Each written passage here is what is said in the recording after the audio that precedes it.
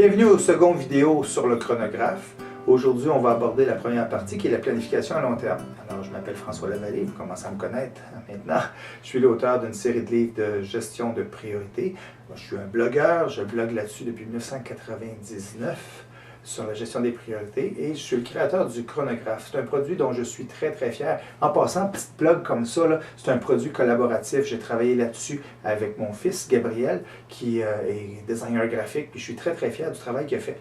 Fait que c'est ça. Fait que je suis très fier. Fait que faites-vous-en pas avec ça. Je me pète les bretelles avec mon chronographe. J'espère que vous aurez aussi l'opportunité de dire à tout le monde à quel point c'est un produit génial.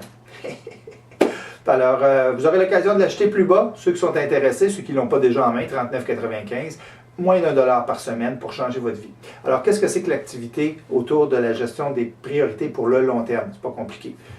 Quels sont nos principaux défis comme être humain? C'est le jour de l'an.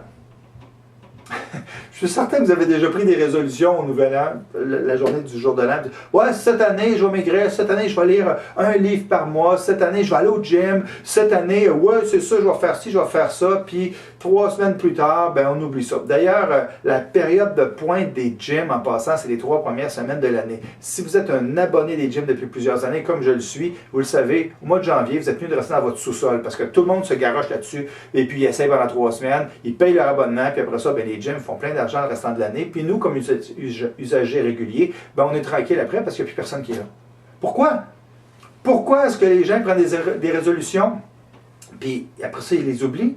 Parce que ce n'est pas assez important, ce n'est pas une priorité. Alors la première section du chronographe, c'est de dire pourquoi je devrais me prendre en main et de faire une petite liste préliminaire de 5 choses importantes pour vous maintenant. Ce n'est pas juste des résolutions, c'est un départ pour initier une démarche de réflexion sur vos priorités. C'est tout. Ensuite, on vous demande de dessiner votre vie, de dessiner votre équilibre travail personnel, professionnel, personnel, travail, famille. Vous passez combien de temps actuellement au travail par rapport à la famille? Peut-être ça vous convient, peut-être pas, ce n'est pas important. L'idée, c'est que vous le dessinez. Ça, c'est votre photo de votre vie actuellement. On continue en vous posant des questions sur les choses qui sont importantes pour vous. On vous demande de faire une liste de 15 choses. Et puis malheureusement, et ça me surprend toujours, quand on demande aux gens de faire une liste, de dresser une liste de 15 choses importantes dans votre vie, il y a des gens qui en écrivent seulement 3 puis qui arrêtent. Et c'est là que cet exercice-là est important. C'est pas pour rien qu'à 39,95 $, c'est un peu plus cher que les petits agendas que vous trouvez un peu partout. C'est parce que cette réflexion-là est inestimable, a une valeur énorme. 15 choses importantes pour vous. Puis c'est pas le pire. Le pire là-dedans, c'est qu'on vous demande d'évaluer l'importance que ça a vraiment pour vous. La qualité de l'intervention que vous faites quand vous faites cette chose-là. Puis à quelle fréquence vous le faites. Ça fait mal un petit peu, mais ça fait du bien quand on se rend compte que finalement, on sait quoi faire maintenant pour améliorer notre bien-être.